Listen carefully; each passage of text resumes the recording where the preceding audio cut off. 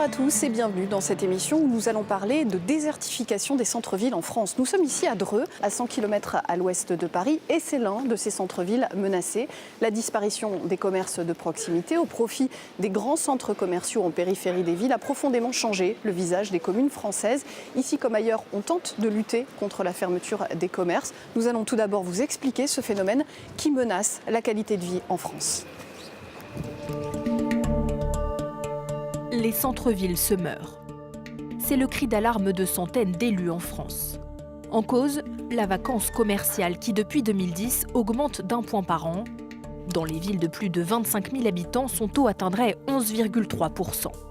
Et dans les villes de 40 à 50 000 habitants, les lumières s'éteignent après 19 heures. En 40 ans, la France a gagné 16 millions d'habitants, mais perdu près de 3 millions de magasins. La diagonale du vide et le Nord sont particulièrement touchés, alors qu'ils connaissent déjà un déclin économique et démographique durable. Dans le viseur, la périphérie où vivent désormais 2/3 des Français et où les centres commerciaux poussent comme des champignons. Aujourd'hui, leur volume augmente de 22 %, dont 90 % hors des villes. Pour faire face, les élus veulent favoriser le retour des boutiques en ville, avec des allègements de fiscalité et l'installation d'équipements publics. Objectif, revitaliser les artères urbaines en ciblant les habitudes de consommation des habitants.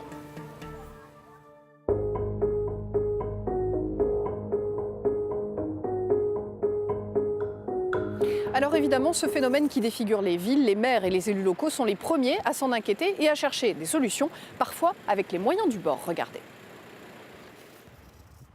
Ils ont pris possession du paysage.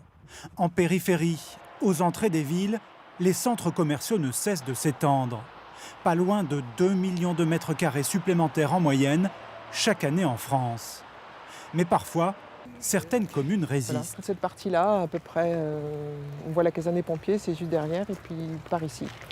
Cette commerçante nous montre les terres agricoles sur lesquelles une grande surface veut s'implanter. 5000 mètres carrés de supermarchés et de galeries marchandes.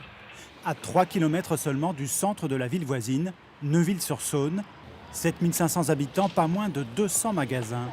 Avec les commerçants, la maire de la commune a attaqué une première décision qui était favorable au projet. La défense de son centre-ville, c'est une priorité. On a besoin justement d'avoir des pas de porte différents, variés, avec une attractivité pour toutes les envies des uns et des autres. Et le recours a porté ses fruits. Une nouvelle décision défavorable au projet, celle-là, vient d'être rendue. Une victoire pour l'élu, même si le promoteur peut encore faire appel. Honnêtement, on n'a pas un pouvoir énorme, si ce n'est essayer de trouver les failles juridiques dans les dossiers. Raison retenue ici, le projet consomme trop d'espace et ne prend pas assez en compte l'environnement. Les batailles juridiques, ce maire dans les Bouches-du-Rhône connaît. Depuis 7 ans, il s'oppose à une grande enseigne qui veut s'implanter sur 8000 mètres carrés. À chaque fois, il refuse de délivrer le permis de construire. À chaque fois, ces refus sont attaqués.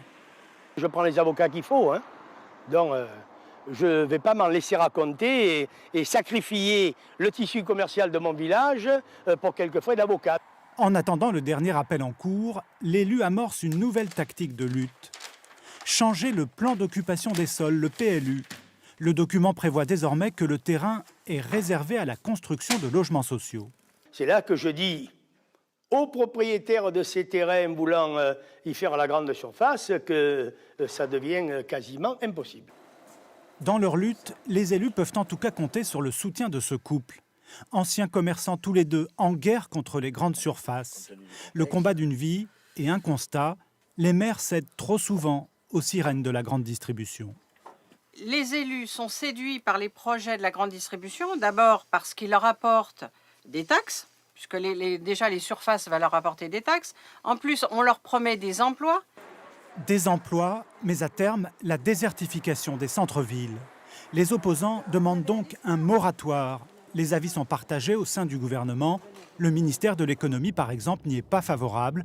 En attendant, les surfaces commerciales continuent de s'étendre autour des villes. Mais résister aux grandes surfaces ne suffit pas. Il faut encourager la consommation de proximité, restaurer les liens entre les petits commerçants et les habitants. Et pour cela, vous allez le voir, chaque commune a sa solution. Pour faire revenir les habitants dans le centre-ville de Montargis, les élus locaux ont créé cette navette, entièrement gratuite. Un bus de 20 places qui relie chaque après-midi les parkings de l'agglomération au commerce du centre. Ça fait partie de la dynamisation du centre-ville. Et puis ça amène les gens en ville, parce qu'ils viennent pour y faire quelque chose, ils viennent souvent pour y consommer. Quand même plus pratique pour aller en ville, il n'y a pas de souci. Je vais plus en ville qu'avant. Cette navette a trouvé son public. 30 000 passagers par an. À Montauban, le nombre de logements vacants en centre-ville a doublé en 15 ans. Pourtant, dans le même temps, la population a augmenté. Mais la plupart des Montalbanais vit aujourd'hui en périphérie. La maire de la ville a pris le taureau par les cornes. Vous pouvez nous faire visiter ce qui est visitable peut-être un peu. Brigitte Barège a décidé de racheter les bâtiments vétustes pour les remettre en état grâce à l'argent public. Mais solide. Comme le bâtiment. Coût total pour cet immeuble, 140 000 €. On ne récupérera pas à la fin tout ce qui a été investi. On le sait, par nature c'est toujours déficitaire. Mais c'est la volonté de la puissance publique d'améliorer l'habitat du centre-ville. Au total, 80 bâtiments ont été rachetés par la mairie pour être rénovés avant d'être vendus à des propriétaires privés. Faire revenir les habitants pour relancer l'attractivité. À Noyon, la mairie a mis en place les boutiques à l'essai, un dispositif testé par cette ancienne secrétaire médicale. Un loyer de 500 € au lieu de 750 pendant 1 an pour faire ses preuves. J'ai même développé d'autres choses puisqu'au départ je faisais que des sacs. Et aujourd'hui je fais du chapeau, du bonnet. Donc ça prouve que ça fonctionne. Ses revenus restent modestes, mais sa clientèle augmente petit à petit. Revitaliser le centre-ville de Noyon, c'est l'objectif des boutiques à l'essai. D'autres pistes sont à l'étude, comme des animations ou le stationnement gratuit.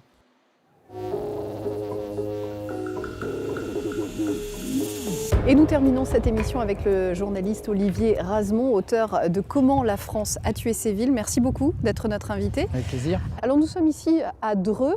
Dreux, c'est un exemple de ces centres-villes qui se désertifient et des moyens de lutte également. Alors, on a ici à Dreux, Eure-et-Loir, 30 000 habitants, environ 15% de vacances commerciales. Donc effectivement, on est au-dessus de la moyenne en France et c'est un exemple assez frappant, d'autant que c'est une des villes proches de Paris qui est très concernée par ce phénomène et qui est également concernée par un phénomène qu'on connaît moins bien, mais qui est la vacance des logements. Ici, dans le centre-ville de Dreux, il y a environ 14 ou 15% de logements vides. Les deux sont liés, la désertification des commerces et des logements ? Oui, en fait, la désertification des commerces n'est finalement qu'une conséquence de quelque chose de beaucoup plus général, qui est l'étalement urbain. On a pris finalement les éléments constitutifs de la ville et on les a mis en dehors de la ville depuis une cinquantaine d'années.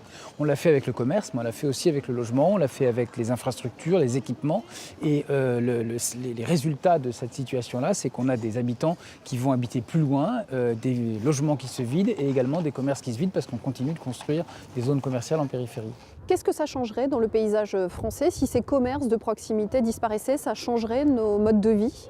Ça modifie beaucoup de choses. Dreux, dans les années 70, c'était une ville florissante dans laquelle les gens avaient envie de vivre, agréable, parce qu'elle est jolie, parce qu'il y a des beaux bâtiments, parce qu'il y a une histoire aussi. Et aujourd'hui, ce rapport à la ville se modifie. Aujourd'hui, on vit moins qu'avant dans une ville, on vit dans une périphérie, on travaille également en périphérie, on se déplace de plus en plus en voiture individuelle, alors même qu'une partie de la population n'en possède pas.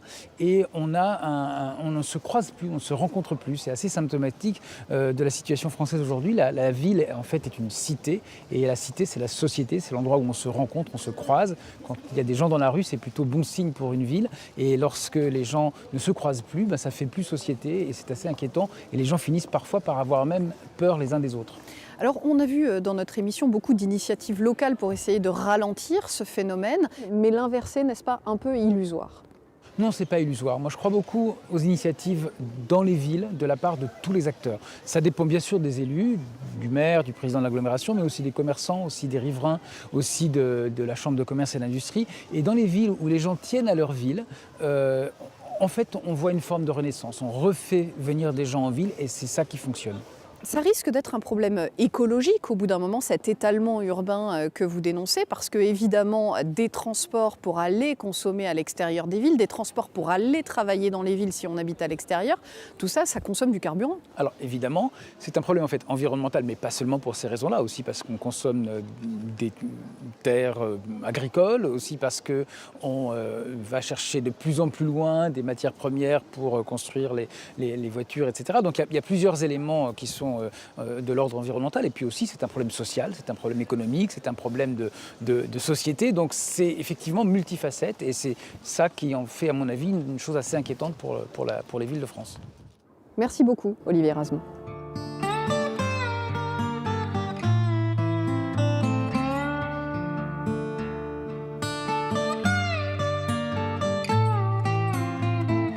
C'est la fin de cette émission, merci à vous de l'avoir suivi. À très bientôt sur France 24.